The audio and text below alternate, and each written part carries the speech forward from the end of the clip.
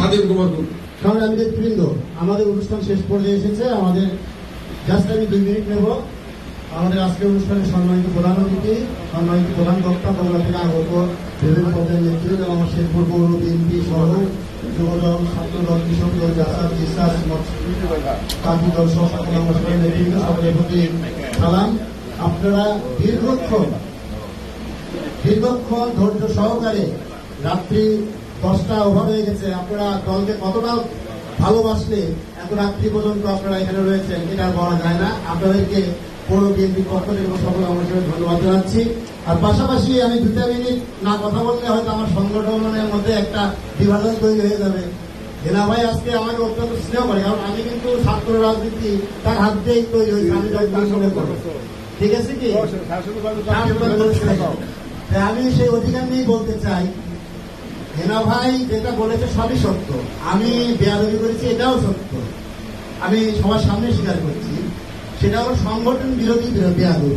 এছাড়া মানসিক বেয়াদবি তাদের সাথে কখনো করিনি। তারা যখন যেভাবে রাজশাহী বলুক, বগুড়া বলুক, ঢাকায় বলুক, যখন যেভাবে প্রোগ্রামে আমাদেরকে নির্দেশনা দিয়েছে আমরা গেছি। কিন্তু বাস্তব অবস্থা আমি 2 মিনিটে বলবো, যাতে আমার সংগঠনের মধ্যে তখন বিভাজন তৈরি না হয়। হেনা ভাইয়ের কথার উত্তর অলরেডি বাদশা ভাই দিয়ে দিচ্ছে। সেটা হলো খোকা ভাইয়ের অ্যাপ্লিকেশন, যেটা বহিষ্কার আদেশে, এটা মানে হেনা ভাইয়ের জানা নাই যে আমরা এটা আসলে করছি কিনা। বাদশা ভাই সেটা অলরেডি উত্তর দিয়ে দিচ্ছে, আমরা দিয়েই কিন্তু তাকে নিয়ে নামছি। আসলে এটা হলো এইরকম, গাড়ির রেজিস্ট্রেশন AFR মানে অ্যাপ্লাই ফর রেজিস্ট্রেশন। আমরা সেটা করার চেষ্টা করেছি, কারণ একটি শেরপুরে 2টি বিখ্যাত স্তম্ভ, আওয়ামী লীগের মুজিবুর রহমান মজনু এবং বিএনপি কানে আলম খোকা। আমরা তার সবাই শাখা প্রশাখা, আমরা এখনো ওই জায়গায় বসতে পারিনি। এটাই হলো বাস্তবতা। শেরপুরের রাজনীতিতে আপনারা বড় সাক্ষী এই ঘটনার সৃষ্টিটা করে দেন। আমি 2 মিনিটে শেষ করতে চাই। আপনারা জানেন সে সময় আহ্বায়ক একজন ছিলেন, তার সামনে আমি এবং গানে এবং খোকা 2জনে একসঙ্গে স্বীকারোক্তি দিয়েছিলাম যে শেরপুরের ব্যাপারে আপনারা 2জনকে একত্র করে আপনারা যে ডিসিশন দিবেন আমরা সেটা মাথা পেতে মেনে নেবো। আমি এবং গানে এবং খোকা, হেনা ভাই ছিলেন, হারেস ভাই ছিলেন, জানি না, সবাই ছিলেন। কিন্তু দুঃখের সাথে বলতে হয়, সেদিনকে যারা বিএনপির দায়িত্ব নিয়েছিল তারাই বিএনপিকে শেরপুরে বিভাজন করেছে, আজ পর্যন্ত বিভাজন করে রেখেছে। তারই কারণে স্বাধীন কবরে গিয়েছে, গানে এবং খোকা কবরে গিয়েছে। বলতে চাই, তার ক্ষমতা নাই শেরপুরে এসে মাথা উঁচু করে 100 জন লোককে নিয়ে রাজপথে দাঁড়িয়ে থাকে। বাধ্য হয়ে খোকা থেকে আমরা রাজপথে নিয়ে এসেছি শুধুমাত্র আন্দোলনের ক্ষেত্রে। এটাই বাস্তবতা। হেনা ভাই, এর জন্য যদি কোনো বেয়াদবি হয়ে থাকে আপনার কাছে এবং বাদশা ভাইয়ের কাছে শেরপুর বিএনপির পক্ষ থেকে করজোরে আপনার কাছে ক্ষমা চাই। এটা আপনারা ক্ষমা সুন্দর দৃষ্টিতে দেখবেন। আমি বলতে চাই, আপনারা যে জুয়েল দিদি বলছে, আমিও চাই রাজনীতি জমি নাই, জমি নিয়ে ভাগাভাগি করার দরকার নেই, আগে জমি উদ্ধার করতে হবে। বাংলাদেশের রাষ্ট্রীয় ক্ষমতায় বিএনপিকে যেতে হবে, তারপরে কে কি হবে সেটা পরের কথা। আমিও চাই অতীতের মডেল শেরপুর বিএনপি আমরা আপনাদের হাত ধরে দেখতে চাই, কিন্তু সেই দিন যুক্তি দিয়ে কথা শুনতে হবে। বড় বড় নেতা বড় বড় বক্তৃতা দেয়, রাজপথে থাকে না। বড় বড় নেতা বিভিন্ন জায়গা থেকে ফেসবুক স্টেটমেন্ট দেয়, অর্থনৈতিক ভাবে খরচ করে না।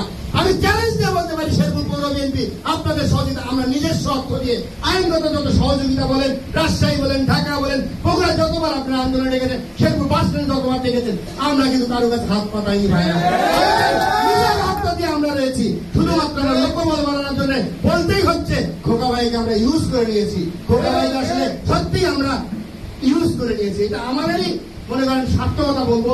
তবে আপনার দৃষ্টিতে ঠিক আছে, সাংগঠনিক ভাবে আমরা চরম বেয়াদবি করেছি। এই জন্য আবার ভরা মজলিসে শেরপুর পৌর বিএনপির পক্ষে আমি এবং জুয়েল আপনাদের কাছে ক্ষমা সুন্দর দৃষ্টি আশা করছি। কিন্তু আপনাদের কাছে রিকোয়েস্ট করতে চাই, সত্যি যদি বিএনপিকে রাজপথে বিএনপি বানাতে চান, অবশ্যই তাড়াতাড়ি বসেন। আমার কথা হচ্ছে, এমপি কে হবে, উপজেলা চেয়ারম্যান কে হবে, পৌর মেয়র কে হবে, এটা সাংগঠনিক সিদ্ধান্ত। কিন্তু দলীয় ভাবে সবাইকে একত্রিত করেন, পদ নয়, দলে ফিরে নিয়ে এসে রাজপথকে চাঙ্গা করেন।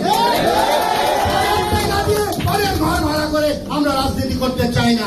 আমরা শেরপুরের মানুষ অতীতে যেভাবে রাজনীতি করেছি শেরপুরের ময়দানে, আগামী দিনেও সেটা করতে চাই। এবং হেনা ভাই এবং বাদশা ভাইকে বলতে চাই, অতীতে যেরকম মাথা উঁচু করে গর্ব করে শেরপুরের কথা আপনারা বাংলাদেশে বলে বেরিয়েছেন, শেরপুরের জন্য ম্যাডামের কাছে আপনারা তর্ক করেছেন, আগামী দিনেও দেখতে চাই সেরকম একটি গর্ব করে শেরপুরের জায়গাটা ঠিক করে দেন। আপনারাই গর্ব করে আবারও ম্যাডামের কাছে এবং আগামী দিনের রাষ্ট্রপতি তাই আমি আপনাদের কাছে অনুরোধ করবো, আপনারা শত ব্যস্ততা রেখে আপনারা দীর্ঘ সময় শেরপুর পৌর বিএনপিকে নির্দেশনামূলক বক্তব্য দিয়ে আমাদেরকে ধন্য করেছেন। শেরপুর পৌর বিএনপি, যুব দল, কৃষক দল, ছাত্র দল সকল অঙ্গ সংগঠনের পক্ষ থেকে আপনাদেরকে ধন্যবাদ দিয়ে, আপনারা যারা এসেছেন সকলকে ধন্যবাদ দিয়ে সকলের সুখ শান্তি সমৃদ্ধি কামনা করে এবং আগামী দিনের আন্দোলন সংগ্রাম যে নির্দেশনা পালন করার আহ্বান জানিয়ে আবার আপনাদেরকে ধন্যবাদ জানাই। আপনাদের শেষে সকলকে ধন্যবাদ। বাংলাদেশ জিন্দাবাদ, শহীদ জামর এবং খালেদা জিন্দাবাদ, আগামী দিনের রাষ্ট্রনায়ক তারেক রহমান জিন্দাবাদ। আজকে সমাবেশ ধন্যবাদ।